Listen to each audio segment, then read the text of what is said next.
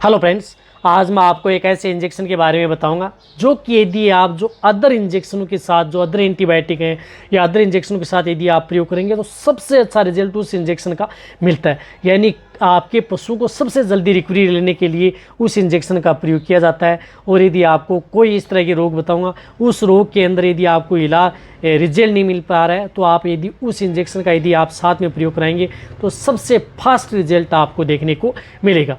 तो यदि जो अभी इस चैनल पर अभी नए जुड़े हैं या पहली बार आप इस चैनल को देख रहे हैं तो पहले आप इस चैनल को सब्सक्राइब भी कर सकते हैं, साथ में बेल आइकन और ऑल वाला ऑप्शन दबा सकते हैं, क्योंकि जो ये अपना ये चैनल है, ये चैनल भी आपको बहुत ही सही और सटीक जानकारी के साथ वीडियो लेकर के आता है। और यदि आपको डिटेल से जानी है तो वेट पेन एंड कैटल पर है। शॉर्ट में यदि कोई वीडियो देखनी है किसी भी इंजेक्शन या दवाइयों के बारे में तो आप इस चैनल पर विजिट कर सकते हैं। सही जानकारी आपको दी जाती है कि प्रेग्नेंट पशुओं के लिए, नॉन प्रेग्नेंट के लिए, गैप दूध दारू सभी के लिए। तो जो इंजेक्शन मैं आपको बताऊंगा वह इंजेक्शन कौन सी बीमारियों के अंदर यदि आपके पशु में काम करता है।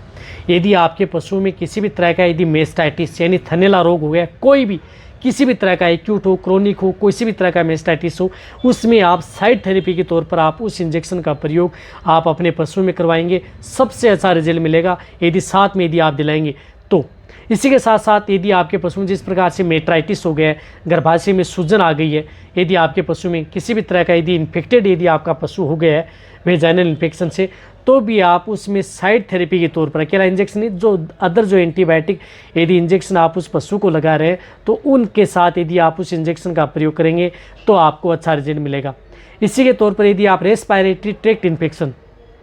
यानी श्वास नली से संबंधित कोई भी इन्फेक्शन हो गया है, जिस प्रकार से निमोनिया हो गया है, ड्रेंचिंग निमोनिया हो गया है, जैसे लंपी बीमारी हुई थी उसके अंदर पशु में ड्रेंचिंग हो गया था, मुंह फाड़ करके सांस ले रही थी, सांस लेने में दिक्कत आ रही थी, तो उस बीमारी में भी यदि आप जो एंटीबायोटिक या अदर जो इंजेक्शन लगा रहे हैं उन इंजेक्शनों के साथ यदि आप उस इंजेक्शन का यदि आप प्रयोग करेंगे तो आपको सबसे अच्छा रिजल्ट देखने को मिलेगा। यानी कहने का मतलब है कि सांस से संबंधित कोई भी यदि आपके पशु में दिक्कत हो गई है तो आप उस इंजेक्शन का प्रयोग आप अपने पशुओं में करवा सकते हैं।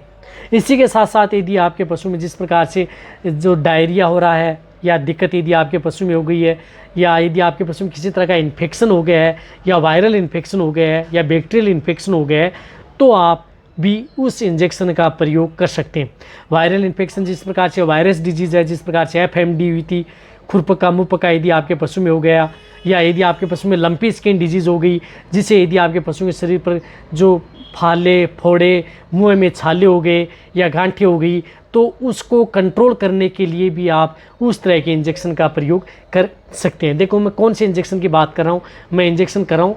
टाइलोसिन,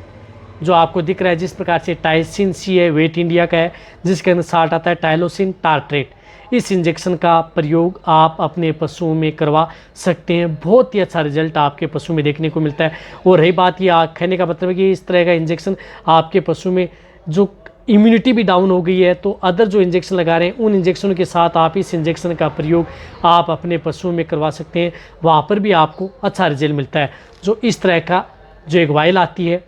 और ये इंजेक्शन आता है। देखो रही बात इसकी डोज की, जो लार्ज एनिमल्स हैं, बड़े पशु हैं, तो जैसे गाय भैंस हैं, तो उसके अंदर आप इसे 20 ml से लेकर के 30 ml इंट्रामस्कुलर आप इस इंजेक्शन का प्रयोग आप अपने पशुओं में करवा सकते हैं।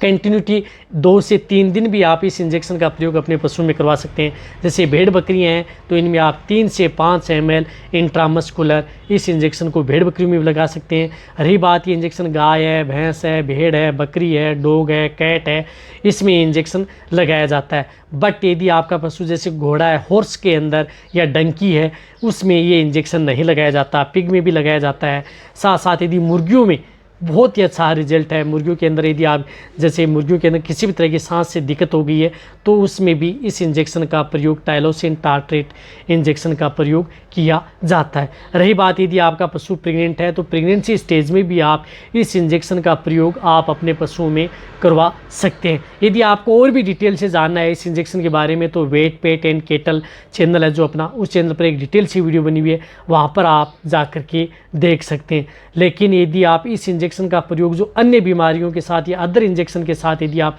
इसका प्रयोग करते हैं तो सबसे अच्छा रिजल्ट, यानी जल्दी रिजल्ट लेना है तो आप इस इंजेक्शन का प्रयोग अन्य बीमारियों में इस इंजेक्शन का प्रयोग करवा सकते हैं। रही बात ये इंजेक्शन यदि आपके पास नज़दीक पशु चिकित्सक है तो उसके द्वारा आप ये इंजेक्शन लगवा लेना है। जो भी मैंने आपको ये बताई हैं बीमारियाँ, इस तरह की दिक्कत यदि आपके पशु में हो जाए तो। रही बात ये जो इंजेक्शन है, ये इंजेक्शन को आप ज़्यादा धूप में न रखें, फ्रीज में न रखें, इस बात का भी आपको जरूर ध्यान रखना है। ये वीडियो अच्छी लगी है नीचे के कमेंट में लिखिए। मेरी वीडियो जितना हो सकता है पशुपालक वेटरनरी स्टूडेंट उनके साथ शेयर करते हैं। इसी तरह से वीडियो देखते रहें, इसी तरह से आप मेरे को प्यार देते रहें। थैंक्स, धन्यवाद।